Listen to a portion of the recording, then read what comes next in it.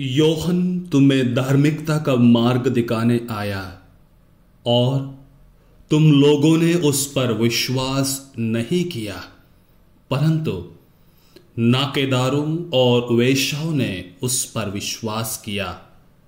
यह देखकर तुम्हें बाद में भी पश्चाताप नहीं हुआ और तुम लोगों ने उस पर विश्वास नहीं किया। संत मत्ती का सुसमाचार अध्याय 31 पद संख्या 32। ख्रिस्त में मेरे प्यारे भाइयों और बहनों, आज के सुसमाचार में प्रभु यीशु मसीह दो पुत्रों के दृष्टांत के द्वारा हमें कुछ शिक्षा देना चाहते हैं। किस प्रकार दोनों पुत्र अपने पिता के बहुत करीब थे, लेकिन किस प्रकार वे पुत्र पिता का आदर्श मानते हैं, पिता का आज्ञा का पालन करते हैं और उसके अनुसार चलते हैं।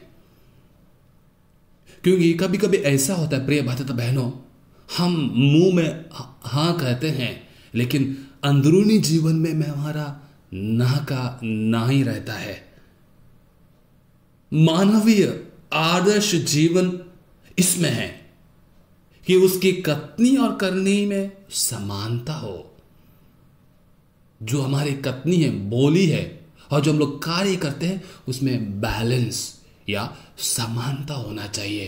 तभी लोग पहचानेंगे ये एक सच्चा व्यक्ति है, इसमें कलंक नहीं है, ये पाखंड नहीं है।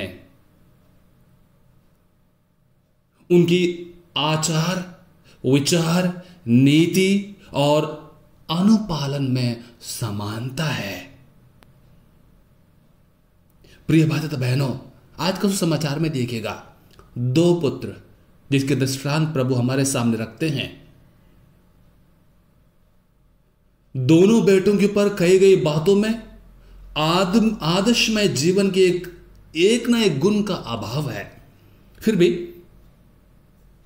हम इस पाठ को पढ़ने के बाद ऐसे समझते हैं कि पहला बेटा ने पिता की बात को अस्वीकार किया, बाद में पश्चाताप किया और पिता की इच्छा का पालन करते हो, और शायद वो पुत्र बेहतर निकला। यानी प्रिय भाई बहनों, हम कभी कभी गलतियां कर बैठते हैं।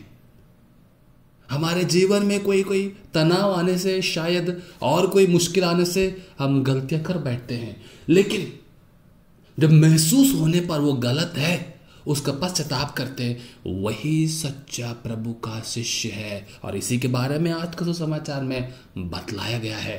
प्रभु यह भी कहते हैं, यूहन्ना बपतिस्ता आपके पास आया, उन्होंने धार्मिकता का मार्ग दिखाया आपको, लेकिन आप लोगों ने पश्चाताप नहीं किया। लेकिन जो लोगों ने गलती की थी, जो लोग प्रभु से दूर थे, जब यूहन्ना उनके पास गया उन्होंने पश्चाताप किया और स्वर्ग राज में केवल उन्हीं का प्रवेश होगा।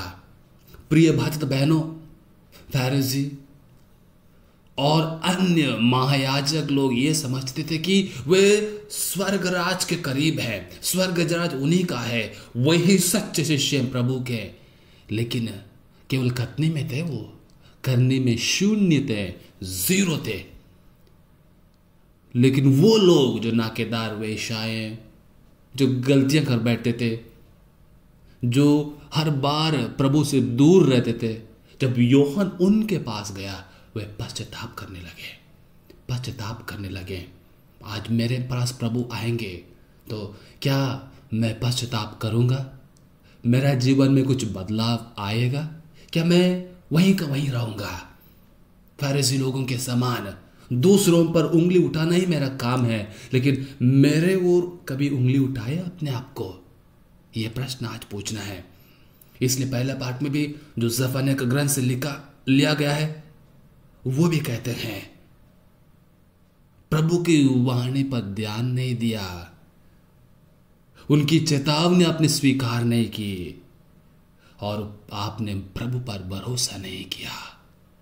मेरा भरोसा प्रभु पर कितनी गहरी है? क्या प्रभु की चेतावनी मैं स्वीकार करता हूं जो सुसमाचार के द्वारा मुझे मिलती है?